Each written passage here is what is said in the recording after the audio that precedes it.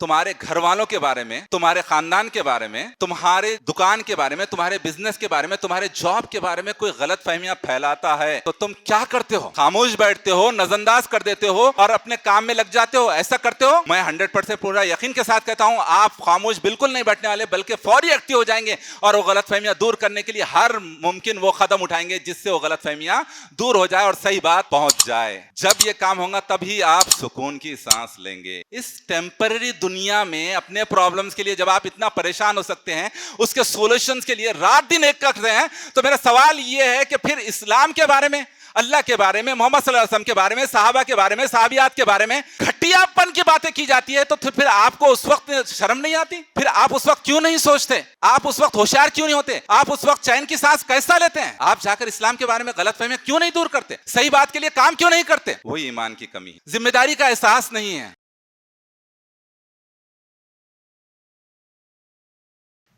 اعوذ باللہ من الشیطان الرجیم، بسم اللہ الرحمن الرحیم۔ میرے قابل احترام بزرگوں، پیارے بچوں، میرے نوجوان ساتھیوں اور میری پردہ نشین ماؤں اور بہنوں، میں آج آپ کے یہاں صرف بیان کرنے نہیں آیا ہوں، صرف ماضی پر جو واقعات ہو چکے ہیں اس پر تبصرہ کرتے ہوئے وقت برباد کرنے نہیں آیا ہوں۔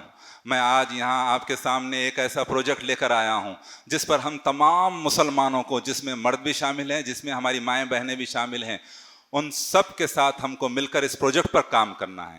اسی لیے میں نے خطبہ اولیٰ میں سورہ آل عمران کی آیت نمبر 110 کو تلاوت کیا، جس کا ترجمہ یہ ہے، اللہ اس آیت میں یہ بتا رہے ہیں کہ تم کون؟ تم میں کون آتے ہیں؟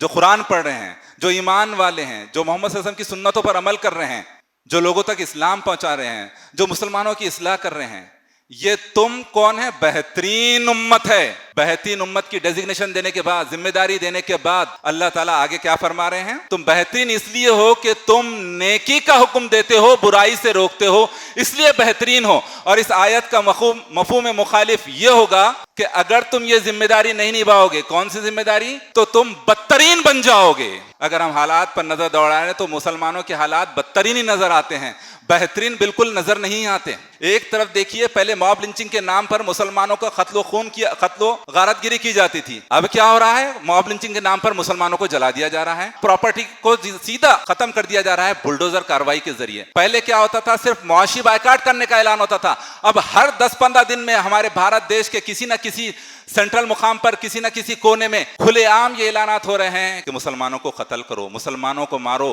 اسلام جو ہے غلط باتیں سکھاتا ہے۔ اسلام اگر رہیں گا، مسلمان اگر رہیں گے تو ہم یعنی کون؟ نان مسلم سیف نہیں ہے۔ کون ایسا کر رہے ہیں؟ وہ مٹھی بھر بھی لوگ نہیں ہیں، وہ لوگ نفرتیں پھیلا رہے ہیں، اور ہمارے کان پر ان نفرتوں کی جون تک کی نہیں رینگتی کہ نفرتوں کا کیا اثر ہو رہا ہے۔ ہم روزانہ سنتے ہیں کوئی قرآن کے بارے میں، نعوذ باللہ، کوئی قرآن کے بارے میں کہتا ہے کہ قرآن میں لکھا ہوا ہے کہ جہاں بھی کافروں کو دیکھو انہیں قتل کر ڈالو۔ کوئی کہتا ہے فلاں دن نعوذ باللہ محمد صلی اللہ علیہ وسلم کی شان میں گستاخی کرتا ہے، کوئی فلاں دن جو ہے قرآن کو جو ہے جلانے کی کوشش کرتا ہے، کوئی فلاں دن اما عائشہ رضی اللہ تعالیٰ کی شان میں گستاخی کرنے کی کوشش کرتا ہے۔ کوئی نہ کوئی دن، کوئی نہ کوئی وقت ایسا نہیں جاتا جہاں پہ الیکٹرانک میڈیا ہو یا پرنٹ میڈیا ہو یا نفرت پھیلانے والے لوگ اپنی زبانوں سے اسلام کے بارے میں غلط پروپیگنڈا کرتے ہیں، اور یہ غلط پروپیگنڈا ہم سنتے ہیں، ہمارے دل اور دماغ کو یہ غلط پروپیگنڈا جھنجھوڑ نہیں پاتا، ہمارے کان پر جوں تک کی نہیں رینگتی، ہم یہ محسوس ہی نہیں کرتے کہ آخر یہ کیا ہو رہا ہے بول کے، بس ہم اپنے کام میں مست ہو جاتے ہیں، اسی لیے ہم بدترین بن گئے۔ اگر ہم بہترین ہوتے تو وہ ایمان کی چنگاری ہم کو سوچنے پر مجبور کر دیتی، اگر ہم بہترین ہوتے تو وہ ایمان، وہ یقین ہم کو کام کرنے پر مجبور کر دیتا کہ یہ اسلام کے بارے میں غلط بات بتا رہا ہے، یہ قرآن کے بارے میں غلط بول رہا ہے، یہ محمد صلی اللہ علیہ وسلم کی شان میں گستاخی کر رہا ہے، یہ جانے انجانے میں کر رہا ہے یا جان بوجھ کر رہا ہے، چلو میں جا کر اس سے بات کرتا ہوں، میں اپنے پڑوسیوں کو بھی بتاتا ہوں کہ بھائی فلاں ٹی وی پر آپ یہ پروگرام دیکھ رہے ہیں، فلاں اخبار میں یہ مضمون پڑھ رہے ہیں، یہ ایسا نہیں ہے، اس کی سچائی یہ ہے۔ ٹاپک پر آنے سے پہلے اس ایمان کی چنگاری کو سمجھیے، اس ایمان کو سمجھیے۔ ایمان کیا ہے؟ ایمان صرف زبان سے اقرار کا نام نہیں ہے، ایمان زبان کے اقرار کے ساتھ دل کے یقین کا بھی نام ہے، اور پھر دل کے یقین کے بعد عمل کرنا ہے۔ جب آپ کا اس طرح سے ایمان ہے، آپ تو قرآن اور صحیح حدیث اور صحابہ کے منہج پر چلنے والے ہیں نا، پھر اتنے بڑے پیمانے پر غلط فہمیاں کیوں پھیل رہی؟ کیونکہ آپ بھی، میں بھی سستی، غفلت اور کوتاہی کا شکار ہو چکے ہیں، اس لیے مسائل بڑھ رہے ہیں۔ ایمان کے بارے میں ایک مثال دیتا ہوں آپ کو۔ اگر کوئی نابینا آدمی، کوئی اندھا آدمی آپ کے سامنے سے جا رہا ہے اور آپ کو پتا ہے کہ جس راستے سے یہ گزر رہا ہے اس راستے میں آگے بہت بڑا گڑھا ہے، اگر اس کو روکا نہیں گیا تو وہ گڑھے میں وہ گر جائے گا، تو آپ کیا کریں گے؟ آپ فوری طور پر اس کو بچائیں گے, چاہے وہ مسلم ہو, ہندو ہو, سکھ ہو, عیسائی ہو, چاہے وہ کسی بھی مذہب کا ہو. کیوں بچائیں گے آپ؟ کیونکہ آپ کو اس بات کا یقین ہے کہ اگر آپ نے ایسا نہیں کیا تو وہ اس میں گر جائے گا اور مر جائے گا. تو میرے مسلمان بھائیوں اور بہنوں, پھر آپ کو وہ یقین کہاں گیا کہ آپ قرآن کی وہ آیاتیں نہیں پڑھتے جس میں اللہ تعالیٰ جو ہے جنت کی خوشخبری سنا رہے ہیں؟ کیا قرآن کی وہ آیاتیں آپ کے کانوں کے پردے کو چاک کرتے ہوئے آپ کے دماغ کو جھنجھوڑتی نہیں, جس میں اللہ تعالیٰ جو ہے دوزخ کے مناظر بیان کر رہے ہیں, جس میں اللہ تعالیٰ جو ہے بتا رہے ہیں کہ کس طرح کا ہولناک عذاب دیا جائے گا؟ ایمان پر زور دیجیے, ٹٹولیے, اپنے دل کو ٹٹولیے. ایمان کہاں ہوتا ہے؟ دل میں ہی ہوتا ہے. دل میں جب تک ایمان پورا یقین کے ساتھ نہیں بیٹھے گا تو آپ کسی کام کے لیے ریڈی نہیں ہوں گے. اسلام کے بارے میں غلط فہمیاں کیسے دور کی جائے, یہی میرا ٹاپک ہے. اس ٹاپک پر بات کرنے سے پہلے میرا ایک سوال ہے آپ سے. اس سوال کا جواب خود آپ اپنے دل میں دیجیے, سوچیے اس بارے میں. میرا سوال یہ ہے مسلمانوں سے, مسلمانوں اگر تمہارے گھر والوں کے بارے میں, تمہارے خاندان کے بارے میں, تمہارے دکان کے بارے میں, تمہارے بزنس کے بارے میں, تمہارے جاب کے بارے میں کوئی غلط فہمیاں پھیلاتا ہے تو تم کیا کرتے ہو؟ خاموش بیٹھتے ہو, نظر انداز کر دیتے ہو اور اپنے کام میں لگ جاتے ہو؟ ایسا کرتے ہو؟ مجھے پورا یقین ہے آپ ایسا نہیں کرتے, آپ بلکہ آپ بے چین ہو جاتے ہیں. ارے میرے بارے میں فلاں آدمی غلط بات کر رہا ہے, اس سے میری عزت کو نقصان پہنچے گا, میری عزت کی دھجیاں اڑ جائیں گی, میرے بزنس کو نقصان پہنچے گا, میرے خاندان والے بدنام ہو جائیں گے. میں 100% پورا یقین کے ساتھ کہتا ہوں آپ خاموش بالکل نہیں بیٹھنے والے, بلکہ فوری ایکٹیو ہو جائیں گے اور وہ غلط فہمیاں دور کرنے کے لیے ہر ممکن وہ قدم اٹھائیں گے جس سے وہ غلط فہمیاں دور ہو جائے اور صحیح بات پہنچ جائے. جب یہ کام ہوگا تبھی آپ سکون کی سانس لیں گے. اس ٹیمپرری دنیا میں اپنے پرابلمز کے لیے جب آپ اتنا پریشان ہو سکتے ہیں, اس کے سولوشنز کے لیے رات دن ایک کرتے ہیں, تو میرا سوال یہ ہے کہ پھر اسلام کے بارے میں, اللہ کے بارے میں, محمد صلی اللہ علیہ وسلم کے بارے میں, صحابہ کے بارے میں, صحابیات کے بارے میں گھٹیا پن کی باتیں کی جاتی ہے, تو پھر آپ کو اس وقت شرم نہیں آتی؟ پھر آپ اس وقت کیوں نہیں سوچتے؟ آپ اس وقت ہوشیار کیوں نہیں ہوتے؟ آپ اس وقت چین کی سانس کیسا لیتے ہیں؟ آپ جا کر اسلام کے بارے میں غلط فہمیاں کیوں نہیں دور کرتے؟ صحیح بات کے لیے کام کیوں نہیں کرتے؟ وہی ایمان کی کمی ہے. ذمہ داری کا احساس نہیں ہے کہ ہم پر کیا ذمہ داری ڈالی ہے. حالات خراب ہونے کے تو کئی ریزنز ہیں قرآن اور صحیح حدیث کی روشنی میں. میں نے صرف ان ریزنز میں سے ریزنز کے بارے میں ایک ہی آیت لی. اس آیت کا تقاضا کیا ہے؟ اگر اسلام کے بارے میں غلط فہمیاں دور کرنا ہے, صحیح اسلام سے لوگوں کو واقف کرانا ہے, خود بھی اور اپنے بھائیوں اور بہنوں کو بھی جو ہے جنت کی طرف لے کر جانا ہے, دوزخ سے بچانا ہے, تو ہم کو کیا کرنا ہے؟ سب سے پہلے اللہ تعالیٰ بول رہے تم بہترین امت ہو, تو کیا ہم بہترین ہیں؟ اس کا جائزہ لے لینا. ٹاپک میرا یہ نہیں ہے بہترین کیا ہوتا ہے بتانا. بہترین بننا ہے ہم کو, تو کیا کرنا پڑے گا؟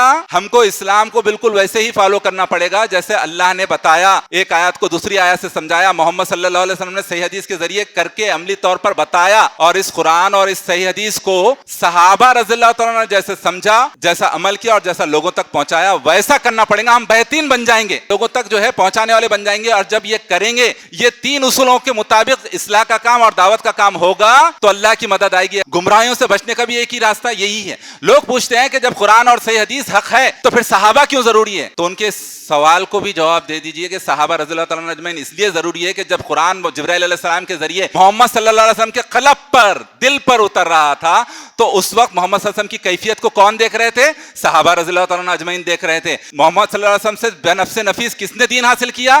صحابہ رضی اللہ تعالیٰ عنہم اجمعین نے حاصل کیا. تو ان سے بڑھ کر کوئی اسلام کو سمجھ سکتا ہے؟ ان سے بڑھ کر کوئی اسلام کو جو ہے صحیح پہنچا سکتا ہے؟ ہمارا ٹاپک ہے کہ اسلام کے بارے میں غلط فہمیاں کیسے دور کریں. بہت آسان ہے یہ کام. اس کے لیے سب سے پہلے آپ اپنے دل و دماغ سے ڈر, خوف, جھجک کو نکال دیجئے, اس پرفریب سوچ کو بھی نکال دیجئے کہ اسلام کے بارے میں غلط فہمیاں دور کرنے کے لیے, صحیح اسلام سے لوگوں کو واقف کرانے کے لیے ہم کو قرآن کی بہت زیادہ آیاتیں یاد رہنا چاہیے, ہم کو محمد صلی اللہ علیہ وسلم کی کئی احادیث یاد رہنا چاہیے, اور ہم کو نان مسلمز کے کئی سوالات کے جوابات دینا آنا چاہیے. بے شک یہ ضرورت ہے, لیکن آج جس تیزی کے ساتھ اسلام کے بارے میں غلط فہمیاں پھیلائی جا رہی ہیں, اس کا جواب دینے والے آٹے میں نمک کے برابر بھی نہیں ہے. تو ایسے حالات میں ہم تمام مسلمانوں پر یہ فرض ہو جاتا ہے کہ ہم کسی بھی حد تک ان کا جواب, کسی حد تک جو ہے ان کا جواب دینے کی ہر کوئی کوشش کرے. یہ کوشش کرنے کے بعد اس غیر مسلم کے جوابات دینے کے لیے آپ کوئی ویڈیو, یہ بھی ویڈیو ریکارڈ ہو رہا ہے, یہ ویڈیو بتا سکتے ہیں, کوئی عالم سے ملائیے, کوئی داعی سے ملاقات کرائیے, یہ بات کے باتیں. تو کم سے کم بہت آسان طریقے سے ہم کو دعوت دینے کی ضرورت ہے.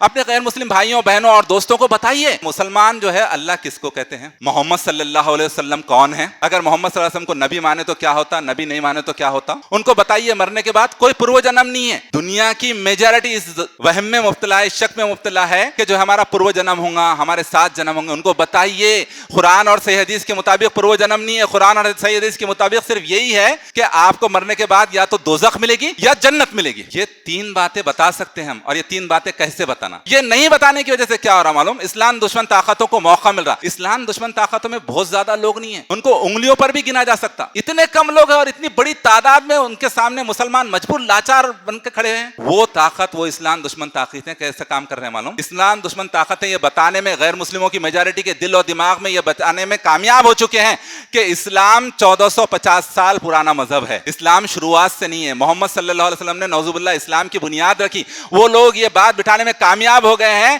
یہ لوگ تو ہمارے سامنے نئے ہیں, بچے بھی نہیں ہیں, ہم تو ہزاروں سال سے ہیں, ہم صحیح ہیں. یہ باتیں ہمارے غیر مسلموں کے دل و دماغ میں گھر کر چکی ہیں. تو یہ سوال کا جواب دور کرنا کس کی ذمہ داری ہے؟ بہت کم لوگ ہیں نا جو یہ غلط فہمیاں دور کرتے ہیں. کون کرنا پڑے گا؟ ہر مسلمان کو اپنا جواب دینا ہے تو ہر مسلمان کو اپنے لیول پر یہ کام کرنا پڑے گا. اس کے علاوہ کوئی دوسرا راستہ ہمارے پاس نہیں ہے. بہترین بنیے, جیسا مسلمان اللہ بنانا چاہ رہے ہیں ویسا بنیے اور ساتھ میں یہ کام کیجیے. مثال کے طور پر کیسا بتانا؟ سمجھیے آپ جس محلے میں رہتے کوئی آپ کا نان مسلم دوست ہے, اس کو بتائیے میرے بھائی ہم تمام اسی دیش کے رہنے والے ہیں, جتنا اس دیش پر تمہارا رائٹ ہے, تمہارا حق ہے, اتنا میرا ہی رائٹ ہے, اتنا میرا بھی حق ہے. ہم ایک دوسرے کے غم میں خوشی میں شامل ہیں. لیکن آج میرے بھائی کیا ہو رہا ہے کہ کچھ انسان دشمن طاقتیں ہم دیش واسیوں کو ایک دوسرے سے دور کرنے کی کوشش کر رہے ہیں. کیا کر رہے ہیں؟ ہم دیش واسیوں کو ایک دوسرے سے دور کرنے کی کوشش کر رہے ہیں, اور وہ کوششیں اسلام اور مسلمانوں کے نام پر ہو رہی ہے. ایک مسلمان ہونے کے ناطے حق کیا ہے, سچائی کیا ہے, کس میں تمہاری نجات ہے, کس کے ذریعے تم جنت میں جا سکتے ہو, کس چیز کے ذریعے تم دوزخ سے بچ سکتے ہو, اور کن باتوں کے ذریعے یہ غلط فہمیاں تمہارے دل میں نہیں سمائیں, وہ چیزیں میں بتانا چاہتا ہوں. اس لیے بھی بتانا چاہتا ہوں کہ تاکہ ہمارے دیش میں امن برقرار رہے, تاکہ ہمارے دیش میں بھائی چارہ بڑھے, تاکہ ہمارے دیش میں نفرت پر, مذہب پر بات ہونے کے بجائے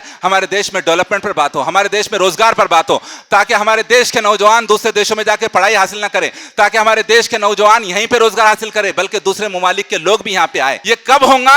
یہ اس وقت ہوگا جب ہمارے درمیان غلط فہمیاں ہٹیں گی. اس لیے بھی میں حق آپ کو بتانا چاہتا ہوں. نارمل باتیں ہیں نا بھائی, یہاں پہ دائیوں کی شکل میں فرمان صاحب ہے, انور صاحب ہے, اکبر صاحب ہے, یوسف صاحب ہے, ان سے بات کیجئے. بڑے بڑے ماہرین لوگ اویلیبل ہیں, ان سے بات کیجئے آپ. اس کے بعد ان کو بتائیے کہ بھائی تو میں بتانا چاہتا ہوں کہ ہم مسلمان اللہ کس کو بولتے ہیں, کیونکہ مسلمان اللہ جس کو بولتا ہے اس کو بولتا ہے اللہ پیدا نہیں ہوتا. سورہ اخلاص ہے نا, تو آپ بتائیے اپنے غیر مسلم بھائیوں کو اس کی ڈیٹیلز بتائیے سورہ اخلاص کی. اللہ پیدا نہیں ہوتا, اللہ مرتا نہیں, اللہ دکھائی نہیں دیتا.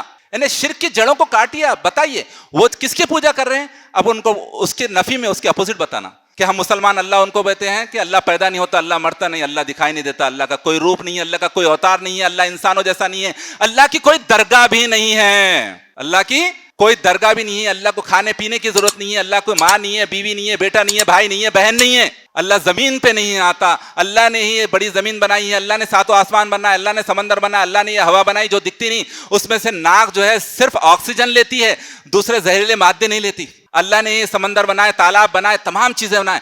یہی اللہ ہے. یہ اللہ ہمارے دل میں, دماغ میں, ہر جگہ نہیں ہے. تو پھر کہاں ہے اللہ؟ یہ اللہ ساتوں آسمانوں کے اوپر, عرش کے اوپر ہے. کیا اتنی چھوٹی باتیں نہیں بول سکتے اللہ کے بارے میں؟ پورے شرک کی جڑیں کٹ گئی. اللہ کون ہے ان کو بتا دیا, پورے شرک کی جڑیں کٹ گئی. ان کو پہلے یہ تمام کنڈیشن جس میں پائی جاتی ہیں اسے عربی زبان میں اللہ کہتے ہیں, سنسکرت میں ہو سکتا ہے بھگوان کہتے ہوں گے, ہندی میں ایشور کہتے ہوں گے, انگریزی میں گاڈ کہتے ہوں گے. لیکن کس کو کہنا ہے؟ جس میں یہ کنڈیشن پوری ہو, ایک بھی کنڈیشن کم نہ ہو, جس میں یہ پورے کنڈیشن پائے جاتے ہیں, اسے ہی ہم کو اللہ اوپر والا کہہ کر پکارنا ہے. کسی کو بھی اللہ والا اوپر والا کہہ کر نہیں پکارا جا سکتا. ان کو معلوم ہو جائے گا کہ ہم کو اوپر والا کس کو کہنا ہے, ہم کو کس سے دعا کرنا ہے, کس کی عبادت کرنا ہے. ان کو بتائیے کہ ہم کو اسی اللہ کی عبادت کرنا ہے جس نے ہم کو پیدا کیا. ان کو بتائیے کہ ہم کو اسی اللہ کے سامنے پوری ادب کے ساتھ کھڑے رہنا ہے. ان کو بتائیے کہ اسی اللہ کے سامنے ہم کو ہاتھ باندھنا ہے, اسی اللہ کے سامنے رکوع کرنا ہے, اسی اللہ کے سامنے سجدے کرنا ہے, اسی اللہ کے سامنے ہاتھ اٹھا کر دعا کرنا ہے, اسی اللہ سے منت مانگنا ہے, اسی اللہ سے نظر مانگنا ہے, اسی اللہ کے نام پر قربانی کرنا ہے, اسی اللہ کے نام پر لوگوں کو کھانا کھلانا ہے. ان کو بتائیے کہ اسی اللہ کے گھر کا طواف کرنا ہے. آج دنیا میں نان مسلم کے علاوہ کچھ ایسے مسلمان بھی ہیں جن کو عقیدہ نہیں معلوم, جن کو ایمان نہیں معلوم, وہ درگاہوں میں طواف کرتے ہیں. ایسے مسلمانوں کو بھی بتائیے کہ طواف تو صرف مکہ میں ہو سکتا ہے, کعبے کے اطراف, اس کی جگہ دوسری جگہ کا طواف کریں گے تو یہ ہمیشہ مرنے کے بعد جو ہے ہمیشہ ہمیشہ کے لیے دوزخ میں جائیں گے. کیا یہ باتیں عام باتیں معلوم ہے نا؟ اس میں کیا قرآن اور حدیث کی ضرورت پڑی؟ یہ عام باتوں سے تو ان کے دل و دماغ کو جھنجھوڑنے کی کوشش کر سکتے ہیں نا. ذرا اپنے دل و دماغ پر ہاتھ رکھیے, کر سکتے ہیں, 100% کر سکتے ہیں. ان کو بتائیے یہ چیزیں. ان کو بتائیں گے تو اسلام کے بارے میں غلط فہمیاں دور ہوں گی نا. ان کو بتائیے کہ صرف اللہ کو ہی مدد کے لیے پکارنا ہے, اللہ کے علاوہ کسی اور کے ساتھ یا نہیں لگانا, یا اللہ مدد صرف اللہ کے لیے ہے. لیکن آج مسلمانوں کی بڑی تعداد ولی اللہ کے نام پر ان کے ساتھ بھی یا لگا لیتی ہے، نعوذ باللہ اللہ بچائے، یا لگا کر ان سے ان کے نام کے ساتھ مدد طلب کی جاتی ہے. ان کو کہیے کہ اگر ایسا کرتے رہیں گے تو اللہ کی مدد تو نہیں آئے گی اور ساتھ میں آپ لوگ بھی جو ہے ہمیشہ ہمیشہ کے لیے دوزخ میں جائیں گے. مسلمانوں کی اصلاح کرنے کی ضرورت ہے. ان کو بتائیے ہمارے ایمان کی کیا کنڈیشنز ہیں. لا الہ الا اللہ محمد رسول اللہ پڑھنے سے کافی نہیں ہوگا بلکہ اس کے کنڈیشن سکھائیے ان کو. بہت آسان کنڈیشنز ہیں جو میں نے آپ کے سامنے رکھی. ان کو بتائیے اگر تم نے اس طرح سے نہیں چھوڑا یا اللہ کے علاوہ کسی اور کو پکارے، کسی اور کے گھر کے اطراف طواف کرے تو کیا ہوگا، ہمیشہ ہمیشہ کی دوزخ ہے. اتنا تو بتا سکتے ہیں نا اللہ کے بارے میں کہ اللہ کس کو کہتے ہیں. یہ کامن باتیں ان کو بتائیے. نہیں بتائیں گے تو پوچھیں گا، اللہ تعالیٰ پوچھے گا. پھر اس کے بعد آئیے دوسرے سوال کے دوسرے حصے پر کہ وہ لوگ کہتے ہیں کہ اسلام 1400 سال پرانا مذہب ہے، 1400 سال پہلے محمد صلی اللہ علیہ وسلم نے اس کی بنیاد رکھی. تو ان کو بتائیے کہ غلط بات ہے. ان کو بتائیے کہ محمد صلی اللہ علیہ وسلم آخری نبی ہے ہم تمام انسانوں کے لیے. اسلام کی شروعات تو دنیا کے پہلے انسان، دنیا کے پہلے آدمی، دنیا کے پہلے منش، دنیا کے پہلے نبی حضرت آدم علیہ السلام سے اسلام کی شروعات ہوئی. دنیا کا پہلا آدمی، دنیا کا پہلا انسان حضرت آدم علیہ السلام تھے. ان کی بیوی حضرت حوا علیہ السلام تھی. وہاں سے انسانوں کی شروعات ہوئی، وہاں سے اسلام کی شروعات ہوئی اور محمد صلی اللہ علیہ وسلم پر 1400 سال پہلے اسلام کو مکمل کیا گیا. ان کو یہ بات بتائیے، ان کو پروف دیجئے. پروف کس سے؟ ثبوت، شواہد، گواہی دیجئے. کس سے گواہی دینا؟ ہم قرآن پڑھتے ہیں نا، قرآن اور حدیث سے گواہی دیجئے. گواہی دینے سے پہلے بتائیے کہ یہ قرآن تمام انسانوں کے لیے آخری دھارمک کتاب ہے. محمد صلی اللہ علیہ وسلم تمام انسانوں کے لیے آخری رسول اور آخری نبی ہے. اب کوئی رسول اور کوئی نبی اور کوئی کتاب اللہ تعالیٰ نہیں بھیجنے والے ہیں. قیامت تک کے لیے جس بھی انسان کو جنت میں جانا ہے، دوزخ میں سے بچنا ہے، تو اس کے لیے یہی کنڈیشن ہے. اس کے بعد بتائیے ان کو. میں آپ کو بتاتا ہوں کہ آدم علیہ السلام پہلے نبی ہے اور تمام انسانوں کو اللہ تعالیٰ نے پیدا کیا. اس کی گواہی، اس کا ثبوت یہ ہے. اس کا ثبوت ہے قرآن کا سورہ نمبر 7 سورہ اعراف آیت نمبر 172 میں اللہ تعالیٰ فرما رہے ہیں جب آپ کے رب نے آدم، دیکھیے نام آیا آدم، دنیا کے پہلے انسان کا نام کیا ہے؟ آدم. قرآن میں کیا بول رہے؟ آدم کے پشت سے ان کی اولاد کو پیدا کیا اور انہی سے ان کے بارے میں اقرار لیا کہ کیا میں تمہارا رب نہیں ہوں؟ تو سب انسانوں نے کیا کہا؟ آج جو موجود ہے یہاں پہ وہ انسان بھی جو موجود نہیں تھے، جن کا انتقال ہو گیا وہ انسان بھی، اور قیامت تک کے آنے والے انسان پیدا ہونے سے پہلے اللہ کے سامنے گواہی دے چکے ہیں. یہ گواہی دے چکے ہیں کہ بے شک بلا شبہ آپ ہی ہمارے رب ہیں. سن لو میرے غیر مسلم بھائیوں اور بہنوں، آپ اس اللہ کی گواہی دے چکے ہیں پیدا ہونے سے پہلے. پھر ان کو یہاں پہ تفصیل سے بتائیے کون ہے اللہ، جس کے بارے میں نے تھوڑی دیر پہلے میں آپ کے سامنے باتیں رکھی. ہم گواہی دے چکے ہیں، ان کو بتائیے. وہ کہتے ہیں مسلمان 1400 سال سے ہیں، 1400 سال سے پہلے مسلمان نہیں تھے، ہم تو ہزاروں سال سے ہیں. تو ان کو بتائیے کہ مسلمان شروعات سے، اس کے بارے میں پروف دیجئے. قرآن میں ہر چیز کا جواب ہے.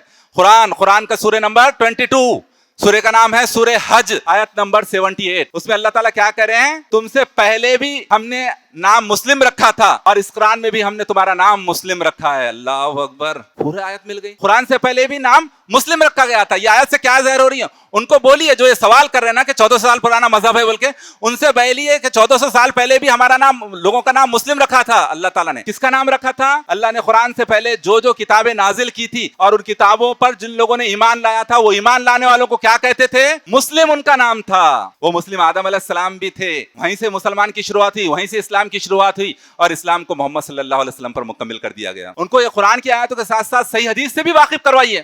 2 صحیح حدیث ہیں. حضرت ابو ذر رضی اللہ تعالیٰ عنہ محمد صلی اللہ علیہ وسلم سے پوچھتے ہیں، پیارے نبی محمد صلی اللہ علیہ وسلم پہلے نبی کون تھے؟ یہ سوال کا جواب ان کے لیے بھی ہے جو مسلمان یہ کہتے ہیں کہ محمد صلی اللہ علیہ وسلم پہلے نبی تھے. صرف نان مسلم کے لیے نہیں ہے بلکہ ان مسلمانوں کے لیے بھی ہے جو کہتے ہیں کہ پہلے رسول محمد صلی اللہ علیہ وسلم تھے. ان کو بتائیے کہ محمد صلی اللہ علیہ وسلم کیا کہہ رہے ہیں. محمد صلی اللہ علیہ وسلم کے نام پر جان چھڑکتے ہیں نا آپ لوگ، تو وہ کہہ رہے ہیں ان کی بات پر عمل کرو. وہ محمد صلی اللہ علیہ وسلم کہہ رہے ہیں کہ پہلے نبی آدم علیہ السلام تھے. پھر میں نے پوچھا، مطلب حضرت ابو ذر رضی اللہ تعالیٰ عنہ کہ وہ نبی تھے؟ تو محمد صلی اللہ علیہ وسلم نے فرمایا ہاں، وہ ایسے نبی تھے جن پر صحیفے نازل ہوتے تھے. بتائیے ان کو. ابو امامہ کی ایک اور روایت میں ہے کہ حضرت ابو ذر رضی اللہ تعالیٰ نے پوچھا محمد صلی اللہ علیہ وسلم سے کہ انبیاء کی تعداد کل کتنی تھی، یعنی کل کتنے انبیاء تھے؟ تو محمد صلی اللہ علیہ وسلم نے فرمایا 1,24,000 دنیا میں انبیاء کو بھیجا اللہ تعالیٰ نے. کائے کے لیے بھیجا؟ اپنے غیر مسلم بھائیوں اور بہنوں کو بتائیے. اس لیے بھیجا کہ لوگوں کو جو ہے جنت کی طرف لے کر جائے، دوزخ سے بچائے. اس لیے محمد صلی اللہ علیہ وسلم کے سے پہلے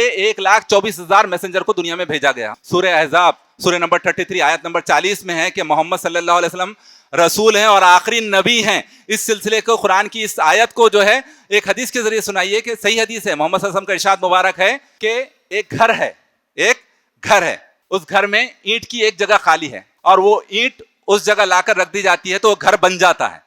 اس کے بعد محمد صلی اللہ علیہ وسلم فرماتے ہیں کہ وہ آخری اینٹ میں ہوں, محمد صلی اللہ علیہ وسلم ہے. مطلب یہ گھر اور اینٹ کا مطلب کیا ہے؟ گھر اسلام ہے, اینٹ جو ہے انبیاء ہے. آخری اینٹ ہے محمد صلی اللہ علیہ وسلم, آخری نبی ہے محمد صلی اللہ علیہ وسلم, پہلے نہیں ہیں. مسلمانوں کے ساتھ ساتھ غیر مسلموں کی بھی غلط فہمی دور ہو گئی نا بھائی, دور ہوئی نہیں ہوئی؟ اپنی ذمہ داری تو پوری ہوئی نا. ان باتوں کے ذریعے مسلمانوں کی عقیدہ بھی صحیح ہو جائے گا, ان مسلمانوں پر واضح ہو جائے گا. جب مسلمان یہ سن لیں گے, یہ حدیث کو, یہ آیت کو سن لیں گے, اگر وہ جو ہے ماننے والے ہیں تو مان لیں گے, اس بات کو تسلیم کر لیں گے اور کہیں گے بے شک یہ صحیح ہے. اگر نہیں مانتے ہیں وہ لوگ تو ان کی مرضی, اللہ جانے. نہیں مانتے ہیں تو ان کو خود سوچنا چاہیے کہ وہ لوگ قرآن اور صحیح حدیث کا انکار کر رہے ہیں. تو قرآن اور صحیح حدیث کا انکار کرنے والے کون ہوتے ہیں؟ دل اور دماغ میں وہ لوگ خود ہی سوچ لیں. اپنے غیر مسلم بھائیوں اور بہنوں کو بتائیے, جنت اور دوزخ کے بارے میں بتائیے. ان کو بتائیے کہ اگر ہم اس اللہ پر ایمان نہیں لائے, جس اللہ کو کیسا سمجھنا ہے وہ ہم بتا چکے ہیں, اس اللہ پر ایمان نہیں لائے, محمد صلی اللہ علیہ وسلم کو اپنا آخری نبی نہیں مانا, اللہ اور اللہ کے رسول نے جیسا بتایا ویسا اسلام پر عمل نہیں کیے, تو مرنے کے بعد ہمیشہ ہمیشہ کے لیے دوزخ میں جائیے. ان سے پوچھیے کہ ہم گرم گرم چائے نہیں پی سکتے, گرم گرم دودھ نہیں پی سکتے, گرم گرم کھانا نہیں کھا سکتے, ہم جو ہے اس تیز دھوپ میں بغیر جوتے اور چپل کے نہیں جا سکتے, گرم ہوا ہم سے برداشت نہیں ہو سکتی, تو اس اللہ پر ایمان نہیں لائیں گے, اس اللہ کی عبادت نہیں کریں گے, محمد صلی اللہ علیہ وسلم کی رسالت کی گواہی نہیں دیں گے, تو پھر وہ 100 گنا, یہاں سے 70 گنا زیادہ آگ کو کیسا برداشت کریں گے؟ کھولتا ہوا پانی کیسا برداشت ہوگا؟ ان سے کہیے کوئی پورو جنم نہیں ہے وہاں پہ, موت کے بعد یا تو دوزخ ہے یا تو جنت ہے. ان کو کہیے میرے بھائیوں اور بہنوں, اگر ہم نہیں کہیں گے تو کون کہیں گے؟ ان کو جنت کی خوشخبری سنائیے, محمد صلی اللہ علیہ وسلم کی ایک حدیث سنیے. وہ حدیث سنانے سے پہلے میں آپ کو بتا دوں, اگر مثال کے طور پر اس کریم نگر میں 1000 گز پر آپ کا کہیں گھر بن جائے تو آپ اپنے آپ کو دنیا کا خوش نصیب انسان سمجھیں گے. اللہ کے رسول پیارے نبی محمد صلی اللہ علیہ وسلم کیا فرما رہے ہیں معلوم آپ کو؟ محمد صلی اللہ علیہ وسلم کا فرمان ہے کہ سب سے آخری جنت کو ایک کریم نگر نہیں, ایک تلنگانہ نہیں, ایک انڈیا نہیں, ایک ایشیا نہیں, ایسے 10 دنیا ملیں گے. اللہ اکبر, ایسے 10 دنیا ملیں گے. کس کو؟ جو سب سے آخر میں جنت میں جائیں گا. اس سے کہیے کہ وہاں پہ کھانے پینے کی ایسی ایسی چیزیں ملیں گی جس کو کسی آنکھ نے دیکھا نہیں, کسی منہ نے چکا نہیں, کسی کان نے سنا نہیں. تو بتا دیجئے بھائی, اگر یہ بات نہیں بتا سکتے ہیں تو کم سے کم جو ہے اس کو جو ہے ویڈیوز کی شکل میں پورے سوالات جوابات اویلیبل ہے وہ بتائیے نا میرے بھائیوں اور بہنوں. بتانے سے, کام کرنے سے کس نے روکا ہے؟ سیکھنے سے کس نے روکا ہے؟ اپنا کام کرتے ہیں. یہ ویڈیو جب آپ کے پاس آ گئے تو دوبارہ سن لیجئے, اس کے نوٹس بنا لیجئے, اس کو سیکھ لیجئے اور بتائیے. اگر آپ ایسا نہیں کر سکتے تو کم سے کم مسجد میں اس نان مسلم کو لے کر آئیے. یاد رکھیے آپ لوگوں کی یہ ذمہ داری ہے کہ آپ لوگ ایک کام اور کیجئے, کیونکہ میں پروجیکٹ لے کر آیا, بیان کرنے نہیں آیا, بس بہت مختصر ٹائم میرے پاس باقی ہے. کام کیا کرنا ہے آپ کو کہ ایک ایریا میں کئی مساجد ہے, مثال کے طور پر 5 مساجد ہے, تو سب مسلمان مل کر ایک مسجد 24 گھنٹے کے لیے روزانہ visit to mask special programme کرنے کی ضرورت نہیں ہے. کام کو عام کر دیجئے. یہ جو ایریا کا نام جو بھی ہوگا اس ایریا میں 5 مساجد ہے, تو ایک مسجد میں 24 گھنٹے کے لیے وہ مسجد مختص کر دیجئے. کس چیز کے لیے؟ کہ ایک ایک غیر مسلم کو لا کر بتائیے کہ ہم نماز کیسا پڑھتے ہیں, ہم جو ہے وضو کیسا کرتے ہیں, مسجد میں کہیں کوئی مورتی رکھی ہوئی ہے کیا, سب بتائیے. اپنے بارے میں غلط فہمیاں دور کیجیے. اگر کوئی یہ کہتا ہے آپ کو آپ اپنے دھرم کا پرچار کر رہے ہیں, آپ کام اس لیے کر رہے ہیں کہ آج ہماری جان مال خطرے میں ہے, آج ہماری موب لنچنگ ہو رہی ہے, آج ہمارے کو برا بھلا کہا جا رہا ہے, آج ہمارے بچوں کو جو ہے کالج میں ستایا جا رہا ہے, آج ہماری بچیوں کو برقع پہن کر کالج میں آنے نہیں دیا جا رہا ہے, آج ہماری عزت جان و مال خطرے میں ہے, اس لیے ہم یہ کام کر رہے ہیں. اگر آپ کہتے ہیں کہ یہ کام نہیں کرنا تو آپ بھی اس بات کی ضمانت دیجیے, گارنٹی دیجیے کہ اسلام کے بارے میں غلط فہمیاں پھیلنے آپ بالکل نہیں دیں گے. بھائی ان سے پوچھیے, جب غلط فہمیاں دل و دماغ میں چھائی رہیں گی تو امن کہاں سے بڑھے گا, بھائی چارہ کہاں سے بڑھے گی, دیش میں جو ہے پرامن ماحول کیسا پیدا ہوگا, دیش میں روزگار کے موقع کیسا پیدا ہوں گے, دیش میں سب لوگ مل جل کر اپنے دیش کو کیسا آگے بڑھائیں گے. ان سے پوچھیے. یہ کامن سینس کی باتیں ہیں, لوگوں میں کامن سینس کی باتیں پیدا کرنے کی ضرورت ہے. نہیں پیدا کرنے کی وجہ سے بھی مسائل بڑھتے جا رہے ہیں. ان کو مسجد میں لائیے, بتائیے, ان کو قرآن کے بارے میں بتائیے. یہ قرآن جو عربی میں ہے 6000 سے زیادہ جس میں آیتیں ہیں, ورسز ہیں, یہ قرآن ایک معمولی سے معمولی انسان بھی اور چھوٹے سے چھوٹا بچہ بھی اس کو یاد کر لیتا ہے. ان کو مدرسے بتائیے. آج اسلام کے بارے میں, آج مدرسے کے بارے میں, مسجد کے بارے میں جو ہے غلط فہمی پھیلائے جا رہے ہیں نا, تو مدرسے اور مسجد لا کر ان کو بتائیے مدرسوں میں کیا پڑھایا جاتا ہے. ان کو بتائیے مدرسے میں قرآن پڑھایا جاتا ہے, بچے قرآن یاد کرتے ہیں, احادیث کس کو بولتے ہیں, حدیث یاد کی جاتی ہے, حدیث کو جو ہے پڑھایا جاتا ہے کہ سوسائٹی میں امن کیسا قائم ہو, سوسائٹی سے برائیاں کس طرح دور ہو, سوسائٹیوں میں اچھے کاموں کا کیسا فرق ہو, دہیج کی لعنت کیسے دور کی جائے, چوریوں کو کیسا ختم کیا جائے, بدماشی کو کیسا ختم کیا جائے, اچھائیوں کو کیسا عام کیا جائے. بتائیے نا بھائی, بیان مت سمجھیے اس کو, کام ہے یہ, میں آپ کو کام دے رہا ہوں, یہ کام ہم سب کو مل کر کرنا ہے. یہ مسجد سے ایسا کر سکتے ہیں نا, مسجد سے بتائیے, ان کو بتائیے یہ قرآن تمام انسانوں کی ہے, یہ قرآن اگر مسلمانوں کی ہوتی تو اللہ اللہ تعالیٰ اس میں صرف اے مسلمانوں کہتا. اس قرآن میں جو ہے اللہ تعالیٰ نے صرف اے مسلمانوں نہیں کہا بلکہ کیا کہا معلوم آپ کو؟ اے انسانوں ان کو مثال دو. سورہ بقرہ کی آیت نمبر 21 اور 22 میں کیا ہے؟ اے انسانوں عبادت کرو اپنے اس رب کی جس نے یہ زمین و آسمان بنایا, تم سے پہلے کے لوگوں کو بھی پیدا کیا. قل اعوذ برب الناس, ناس مطلب کیا ہے؟ انسان. بتائیے ان کو بتائیے کہ اس قرآن میں لکھا ہوا ہے, آپ کہتے ہیں نا کہ دہشت گرد ہے مسلمان, تو ان کو بتائیے کہ اس قرآن میں سورہ مائدہ سورہ نمبر 5 آیت نمبر 32 میں ہے کہ جس کسی نے ایک بے قصور انسان کو مارا اس نے تمام انسانوں کا قتل کیا, اور جس نے ایک انسان کو بچایا اس نے گویا تمام انسانوں کو بچایا. بتائیں گے تو غلط فہمیاں دور ہوں گی نا, نہیں بتائیں گے تو کہاں سے ہوگا؟ اپنے مساجد کی چھتوں کو, اپنے مساجد کی دیواروں کو, اپنے گھروں کو, اپنے فنکشن ہالس کو, اپنے دکانوں کو, اپنے شاپنگ مالس کو اسلام کے بارے میں غلط فہمیاں دور کرنے کے لیے کوشش کیجیے, استعمال کیجیے. کیسا استعمال کرنا؟ بڑے بڑے ہورڈنگز لگائے جاتے نا اپنے بزنس کو فروغ دینے کے لیے, تو بڑے بڑے ہورڈنگز لگائیے. اسلام کے بارے میں جن آیاتوں پر, جن احادیث پر جو ہے غلط فہمیاں پھیلائی جاتی ہے وہ آیاتیں لکھیے. ہر مہینے میں پھر وہ آیاتیں, وہ احادیث تبدیل کیجیے, ان کی زبان میں لکھیے. بھائی ہر زبان اللہ کی ہے نا, اس بارے میں قرآن میں آیت ہے, معلوم ہے آپ لوگوں کو کہ ہم نے ہر نبی بھیجا علاقائی زبان بولنے والا, تو ہر زبان اللہ نے دی ہے, ہر زبان مسلمان کی ہے. تو اس طرح سے کام کیجیے, اپنے شاپنگ مالس کو, اپنے شادی خانوں کو یوز کیجیے, اللہ کے دین کے لیے یوز کیجیے نا بھائی. لگائیے, لگا کر میرے کو واٹس ایپ کیجیے کہ ہاں ہم نے یہ کام شروع کر دیا ہے. کیسا کرنا ہے ہم آپ کو بتائیں گے, کیا لکھنا ہے کیا نہیں لکھنا ہے ہم آپ کو بتائیں گے. اب جو مختصر وقت بتا ہے, کچھ اور ایسی غلط فہمیوں پر میں سرسری بات کرتے ہوئے آگے بڑھ جاتا ہوں جس کے ذریعے مسلمانوں کو جو ہے بہت زیادہ پریشان کیا جاتا ہے, غیر مسلموں کے دل و دماغ میں زہر پھیلایا جاتا ہے.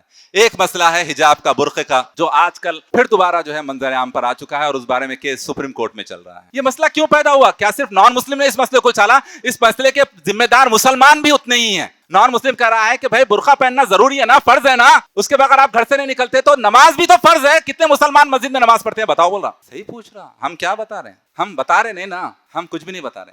نفرت پھیلانے والے تھوڑے سے لوگ ہیں, وہ کیسے سوال کرتے ہیں معلوم؟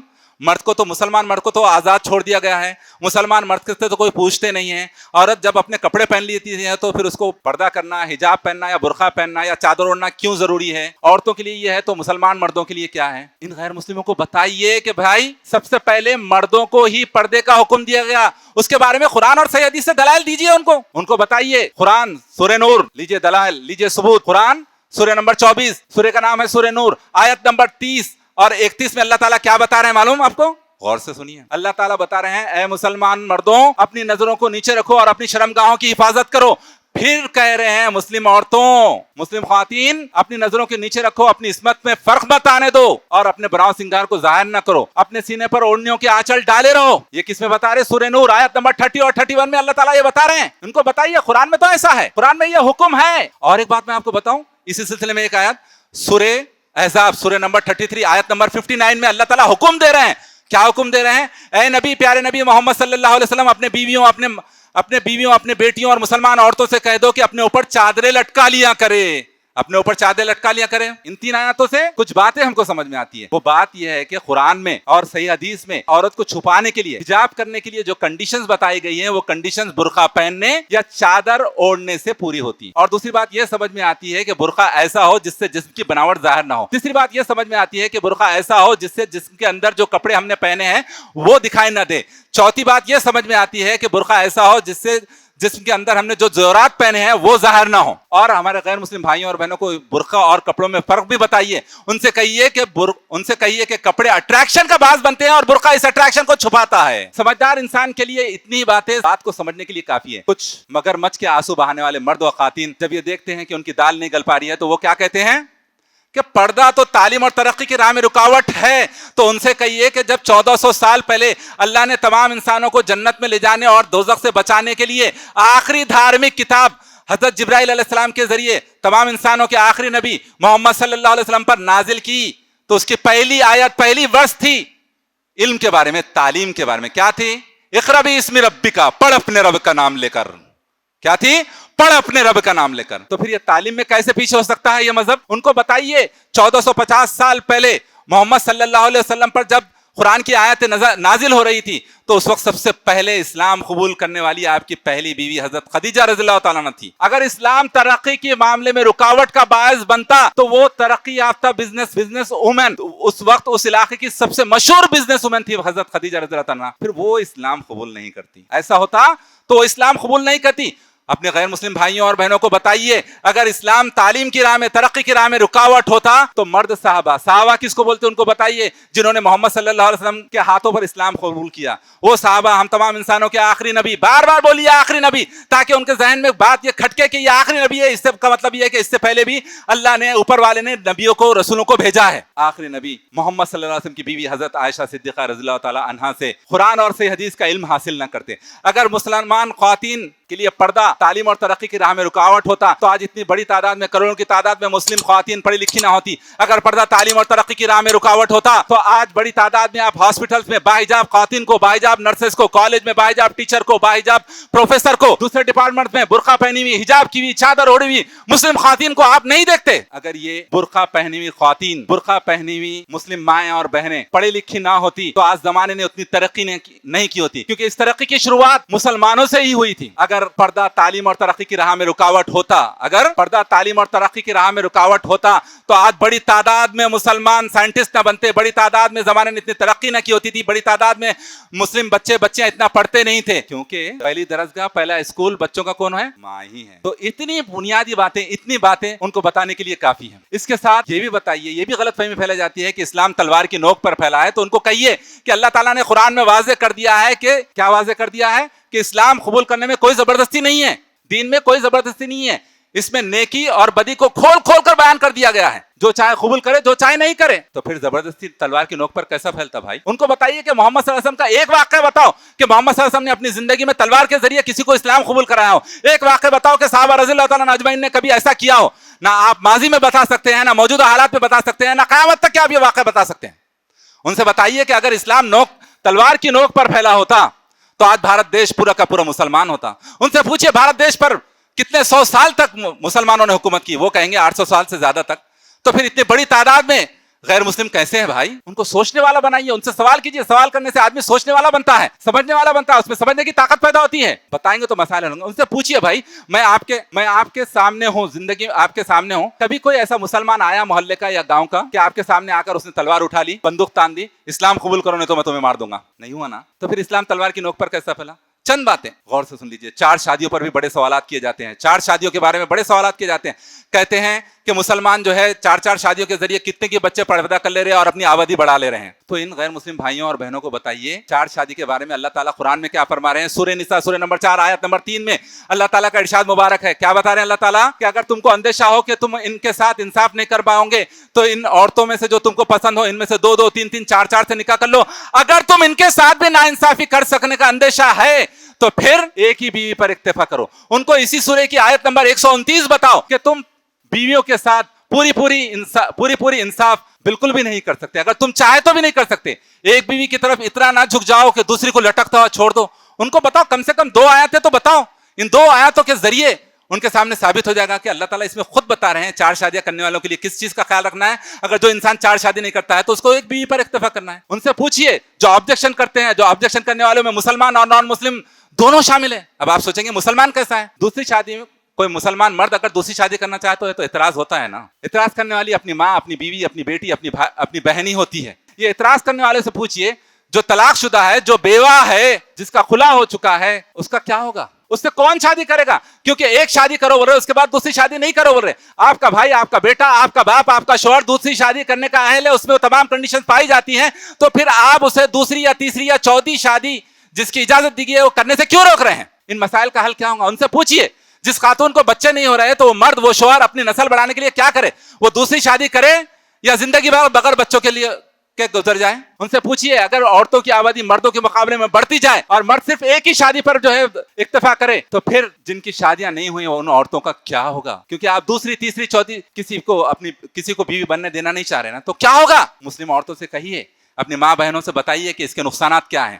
اور مسلم مرد حضرات کو بھی چاہیے کہ اس قانون کا, اس اجازت کا, اس کنڈیشن والی اجازت کا جو ہے بیکار میں فائدہ نہ اٹھائے, غلط استعمال نہ کرے. اگر وہ غلط استعمال کریں گا, اللہ سے ڈر کر زندگی نہیں گزارے گا, 4 بیویوں کی یا 2 بیویوں کی یا 3 بیویوں کا حق کے ساتھ انصاف نہیں کرے گا, تو پھر آخرت میں بہت خطرناک سزا ہے. وہ سزائیں کیا ہے آپ کو معلوم ہے, بالکل ٹائم بالکل ختم پر ہے. دہشت گردی کے بارے میں بہت بات کی جاتی ہے. ان کو سب سے پہلے کیا بتائیے معلوم؟ قرآن کی سورہ مائدہ سورہ نمبر 5 کی آیت نمبر 32 ان کو بتائیے, جس کا ترجمہ یہ ہے, اللہ یہ بتا رہے ہیں کہ ایک بے قصور انسان کو قتل کرنا تمام انسانوں کو قتل کرنے کے برابر ہے. ایک انسان کی جان بچانا گویا تمام انسانوں کی جان بچانے کے برابر ہے. اسلام کیسا دہشت گردی سکھاتا؟ ان سے سوال کیجئے کہ موب لنچنگ کرنے والے دہشت گرد ہیں یا موب لنچنگ میں مرنے والے دہشت گرد ہیں؟ ان سے سوال کیجئے کیا آپ نے کوئی ایسی بھیڑ کو دیکھا ہے جو غیر مسلموں کو مذہب کے نام پر مار رہی ہے؟ آپ نے کیا مسلمانوں کی ایسی بھیڑ کو دیکھا ہے جو مذہب کے نام پر غیر مسلموں کو مار رہی ہے؟ ان سے پوچھئے گاندھی جی کو مارنے والے کون تھے؟ مسلمان تھے نان مسلم تھے؟ ان سے پوچھئے راجیو گاندھی کو بم سے اڑانے والے کون تھے؟ مسلمان تھے نان مسلم تھے؟ ان سے پوچھئے اندرا گاندھی پر گولیوں کی بوچھار کرنے والے کون تھے؟ مسلمان تھے نان مسلم تھے؟ ان سے پوچھئے آزادی کے بعد سے اب تک جو ہے کئی مقدمات میں جو ہے مسلمانوں کو پھنسایا گیا اور پھر ان مسلمانوں کو 20-20 30-30 سال کے بعد عدالت نے، ہم عدالت کا شکریہ ادا کرتے ہیں، عدالت نے ان کو بری کر دیا یہ کہتے ہوئے کہ یہ بے قصور تھے، یہ دہشت گرد تھے. ان سے پوچھئے کون ان کے 20 سال 30 سال 25 سال لوٹائے گا؟ کون ان کی جوانی لوٹائے گا؟ کون ان کی خوشیاں لوٹائے گا؟ کون ان کے ماں باپ کے دکھ درد کو جو ہے لوٹائے گا جو انہوں نے جو دکھ درد جھیلے ہیں؟ ان سے پوچھئے یہی نہیں مسلم ملکوں میں زمین کے نیچے جو دولت ہے تیل کی شکل میں یا دوسری معدنیات کی شکل میں، اس کو حاصل کرنے کے لیے افغانستان میں، عرب ممالک میں، عراق میں، سیریا میں جو لاکھوں مسلمانوں کو مار دیا گیا، مارنے والے دہشت گرد تھے یا مرنے والے دہشت گرد تھے؟ وہ کنٹریز کس کے تھے؟ مسلمانوں کے تھے نان مسلم کے تھے؟ وہ کنٹریز تو نان مسلم کے تھے. تو پھر دہشت گرد کون ہے؟ کون مرا؟ مسلمان مرا. لاکھوں کی تعداد میں بچے یتیم ہو گئے. کون کرے یہ؟ مسلمان کرے؟ مسلمان نہیں کرے. مسلمان دہشت گردی کا سب سے بڑا شکار ہے. ان کو ایسی مثالیں دے کر اپنا دماغ کھولنے والا بنائیے، ان کا دماغ کھولیے، ان کو اس طرح سے پیار محبت سے ان سے بات کیجئے. بھائی بات کرنے سے کس نے روکا ہے؟ اللہ تعالیٰ سے دعا ہے کہ مسلمانوں کو اپنی ذمہ داری ادا کرنے والا بنائے، کہیں اللہ تعالیٰ کی ہم لعنت کے مستحق نہ ٹھہرے. اللہ تعالیٰ قرآن کے سورہ نمبر 2 آیت نمبر 159 میں کیا فرما رہے ہیں؟ اگر تم حالات اچھے کرنا چاہتے ہو، اگر تم جو ہے بدترین سے بہترین بننا چاہتے ہو، اللہ کے عذاب سے بچنا چاہتے ہو، تو اللہ تعالیٰ کہہ رہے ہیں کہ جو لوگ ہماری اتاری ہوئی دلیلوں اور ہدایات کو چھپاتے ہیں جبکہ ہم نے اس کو کتاب میں واضح طور پر لوگوں کے لیے بیان کر دیا ہے، تو ایسے لوگوں پر اللہ کی اور لعنت کرنے والوں کی لعنت ہے. یہ حالات جو چل رہے ہیں، ہم جو عذاب کا حالت سمجھ رہے ہیں یا پریشانی اور مصیبتوں کا جو معاملات چل رہے ہیں، کہیں ہم یہ اللہ کی لعنت کے مستحق تو نہیں بن گئے؟ لیکن اللہ تعالیٰ ایسے حالات سے نکلنے کا بھی راستہ بتا رہے ہیں. اسی سورہ نمبر 2 میں، اسی آیت کے آگے 159 کے آگے 160 میں اللہ تعالیٰ کیا فرما رہے ہیں معلوم؟ اللہ تعالیٰ فرما رہے ہیں کہ تم نے جو گناہ کر لیا ٹھیک ہے، اب توبہ کر لو، اصلاح کر لو اور بیان کرو. اگر تم توبہ کرو گے، اصلاح کرو گے اور پھر بیان کرنے والے بن جاؤ گے تو اللہ تعالیٰ تمہاری توبہ کو قبول کر لیں گا. اللہ تعالیٰ تمہاری توبہ کو قبول کرنے والا اور رحم و کرم کرنے والا ہے. تو اس لیے مسلمانوں یاد رکھو کہ حکمرانوں کو بدلنے کا مت سوچو. سلف صالحین کا ایک قول ہے کہ ہم حکمرانوں پر توجہ زیادہ نہ دیں، حکمرانوں کو بدلنے کی نہ سوچیں، حکمرانوں کے خلاف بات کرنے کی نہ سوچیں، بلکہ خود کو بدلیں، کیونکہ جیسے عوام ہوں گے ویسے حکمران ہوں گے. خود کو بدلو، حالات کو بدلو. قرآن میں اللہ تعالیٰ فرما دیا، سورہ رعد میں یہ فرما دیا کہ ہم اس قوم کی حالت اس وقت تک نہیں بدلتے جب تک کہ وہ قوم خود کو نہ بدلے جو ان کے دلوں میں ہو. اللہ سے دعا ہے کہ اللہ کہنے سننے سے زیادہ ہم کو عمل کی توفیق دے. اللہ تعالیٰ سے دعا ہے کہ جو پریشان حال ہیں، جو بیمار ہیں، اللہ تعالیٰ ان کی بیماریوں کو دور کرے. جو پریشان حال ہیں ان کی اللہ تعالیٰ ان کی پریشانیوں کو دور کرے. جو بے روزگار ہے، چاہے وہ بے روزگار مسلم ہو چاہے ہمارے غیر مسلم بھائی بہن ہو، سب کو جو ہے روزگار عطا کرے. اللہ تعالیٰ امن قائم رکھے. اللہ تعالیٰ ہمارے دیش کو بہت ترقی کے راہ پر لے کر جائے. اللہ تعالیٰ ہمارے دیش کو میں جو ہے بے روزگاری کی شرح کو ختم کرے. اللہ تعالیٰ ہمارے دیش میں امن قائم کرے. یہ دیش خوب ترقی کرے.